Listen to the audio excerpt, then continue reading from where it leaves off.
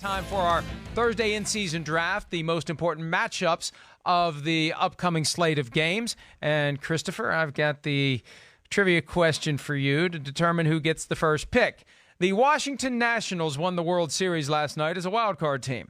Who was the last team to win the Super Bowl as a wild card? Ooh, the last team to win the Super Bowl as a wild card. Okay, hold on. That's the question. Yep, just give me a second. Oh man, I want to say the New York Giants. I just want to make sure. But the Ravens, were they a wild card team the next year? I believe they were. The Ravens, the Baltimore Ravens, 2012 Ravens. In 2010.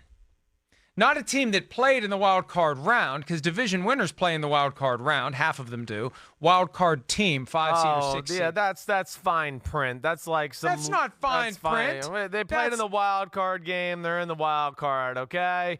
Yes, I knew. Yeah, the Packers in 2010 were the 6th seed. Yes. Oh, now you know. Okay. Well, I did. Well, I thought of them originally. But yes, well, I was thinking. Said it.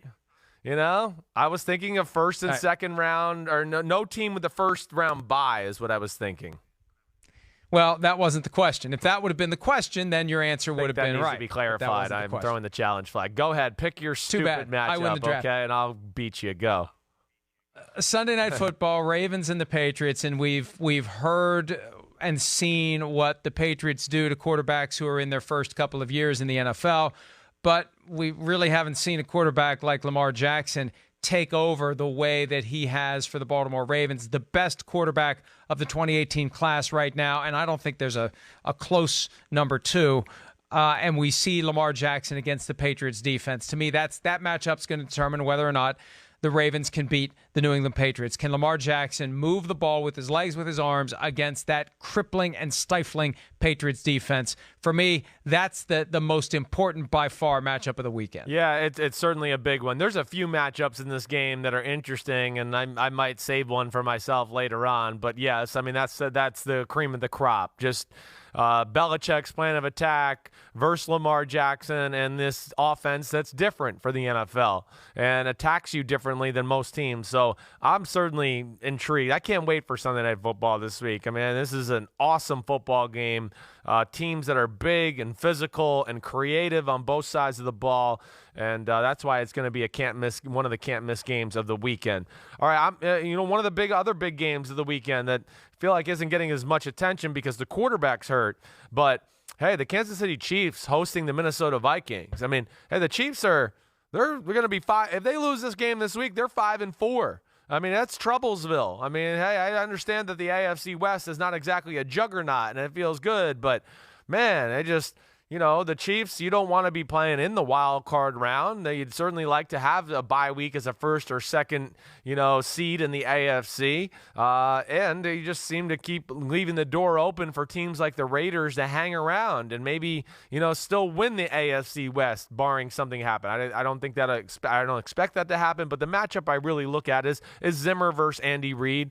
I mean, Andy Reid, he was pretty creative last week. It goes back into my little pet peeve of, I want to go, where are some more of these plays when Patrick Mahomes plays? I like some of the things they did on that side of the ball. They're going to continue to have to be creative, and Andy Reid's going to have to find ways because, yes, Matt Moore is not Patrick Mahomes. We know that. And Mike Zimmer is a defensive coach that, the game plan doesn't vary a whole lot always. He kind of does, this is what we do, and I'm really good at coaching it. We know what beats us, and we know our flaws to our scheme, so we're really good at, kind of not letting that happen to us. But Andy Reid, I think he's going to have a good day as far as a good week of game planning to help Matt Moore running the ball and find ways to get the ball to Tyreek Hill and Sammy Watkins so they can make some plays on that Viking secondary. Yeah, I agree with everything you said, but I don't think that's the most important matchup of the game. You got the right game, but you got the wrong matchup. And I'm going to stick with that game, but I'm going to flip it around. Okay. Kirk Cousins against that Chiefs defense. And Kirk Cousins, whose opportunities for being salty are quickly diminishing. By the way, Kirk Cousins just named the NFC's Offensive Player of the Month for October. he's going to have to continue that pace that we saw if the Vikings want to win critical matchups in Kansas City and next week in Dallas. And with the Chiefs, this idea of the blitz, Chris, we've talked about this before.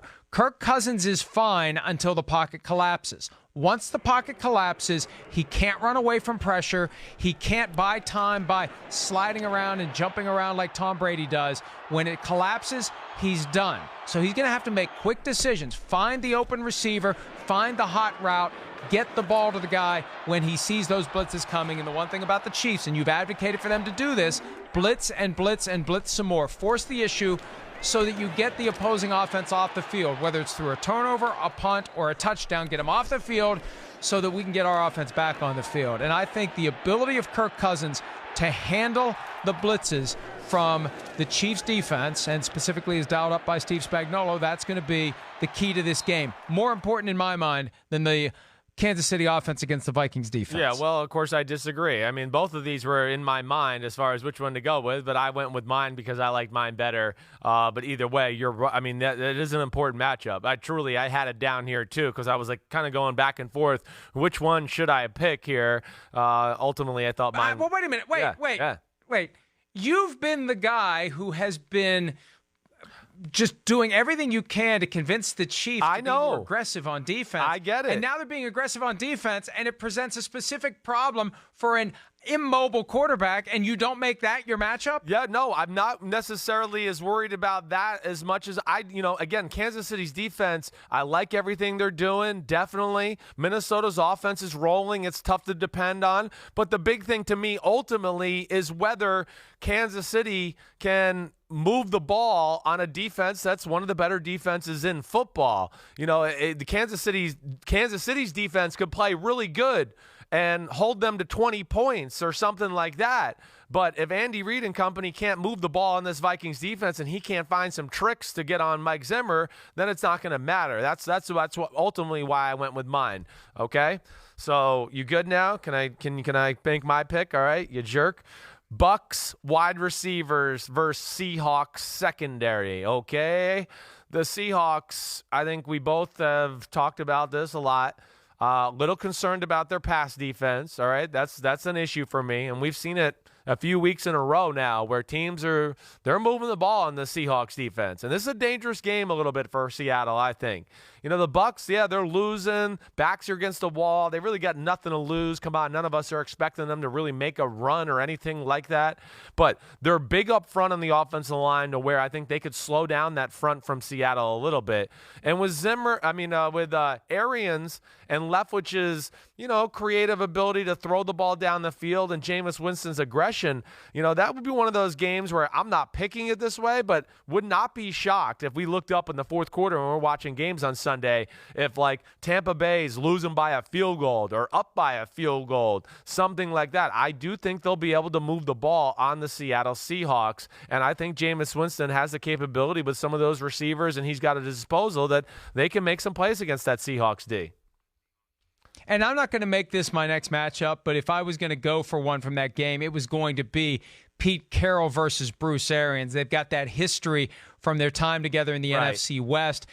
And Bruce Arians called the Seahawks the stadium the Cardinals' home field because they had some success there, and it was Arians' last game with the Cardinals. They were 8-point underdogs. The Cardinals went in there and won. I probably should have gone with that phrasing because you're right. That's really what I'm getting down to. I made it about the players, but you're right. It's still that. I didn't want to do the coach thing because I just did the coach thing. But, man, Mike, to what you're saying it too, man, the Seahawks are the 27th pass defense in football.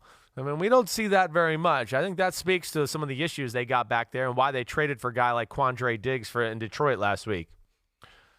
And, hey, the Buccaneers have lost 3 in a row. It's the first time in Bruce Arians' career as a head coach he's lost 3 in a row. And it could go to 4 in a row, and then next week he plays his former team, the Cardinals, their first game back at home after that 7-week break due to playing in London and bye weeks and whatnot. All right, last matchup for me, guy we talked about earlier in the program, maybe talking about him again coming up here in a few minutes, but Baker Mayfield taking on the Broncos defense at a time when it feels like the team is kind of under siege. They were 2-5. This is a must-win for the Cleveland Browns, and it's not going to be an easy win. The Broncos are tough to beat at home. They looked awful a couple of weeks ago against the Chiefs. I'll give you that. But that the Broncos, better than their record would suggest, and the Broncos are not going to be an easy team for the Browns to beat. I think they'll win, but it's going to be an important matchup for Baker Mayfield, who is facing a lot of adversity on the field, facing some adversity off the field. Can he get it together for this game, lead the offense, and get the Browns to 3-5 going into a game against the Bills and then those 2 games against the Steelers in 3 weeks? The opportunity is still there for the Browns to become a potential playoff team. But if they lose to the Broncos on Sunday, I think it's done at 2-6. They're going to have a hard time digging out of it, and Baker Mayfield is going to have one of his best games of the year if they want to get past the Broncos defense, Chris. Yeah, agreed. I mean, it's not going to be easy. I don't care that Joe Flacco's not playing quarterback. It's not about that, you know, like what you're saying anyways. The Broncos D is still really good, and the Browns find ways to screw things up on a weekly basis on offense, or at least when you look at their losses, you know, it's them with self-inflicting wounds more times than not.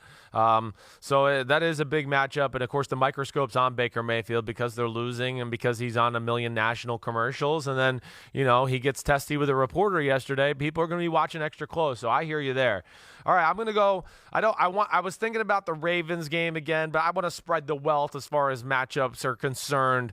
And I'm looking at more specifically the Philadelphia Eagles offensive line versus the Chicago Bears D-line in this one. All right, this is where it's going to be interesting to me. You know, the Chicago Bears, they're one of the best defenses in football. We know that. They're reeling. The defense has not been as dominant as last year.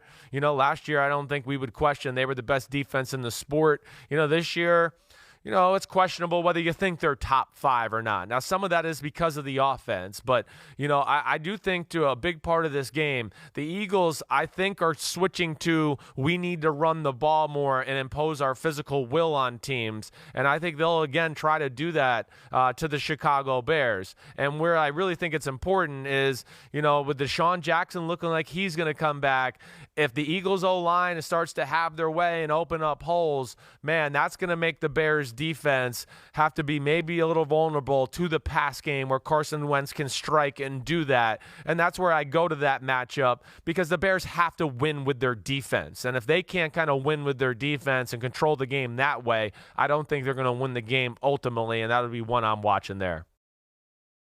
Hi, I'm Mike Tirico, and thanks for watching. Make sure to hit subscribe for the latest news and highlights from NBC Sports.